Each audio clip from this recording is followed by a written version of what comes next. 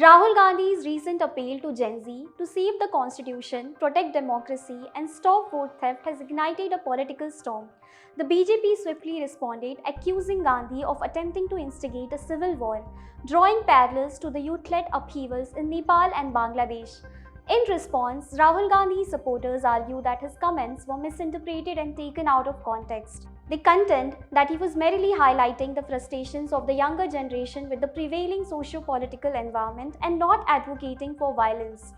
Maharashtra Chief Minister Devendra Fadnavis criticized Gandhi, stating, "Now Rahul Gandhi has given evidence of being an urban Naxal. He's using language like Gen Z should come and overthrow the constitutional government." Fadnavis further questioned Gandhi's understanding of Indian youth, remarking, "He does not know Gen Z in India, does not know the youth of India, does not know the elderly, he does not even understand the essence of India."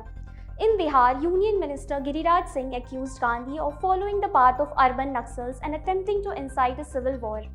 Singh's remarks highlighted concerns over Gandhi's influence on the youth and the potential for unrest. Yesterday, BJP MP Nishikant Dubey echoed these sentiments, asserting that Gen Z opposes nepotism and corruption and would not tolerate the Gandhi family's political legacy. The Congress party has countered these allegations, accusing BJP leaders of inciting violence and threatening the nation's unity. They demand that the BJP leadership disown such statements and take legal action against those involved. This exchange underscores the deepening ideological divide between the Congress and BJP, with both parties vying for the support of India's youth ahead of upcoming elections.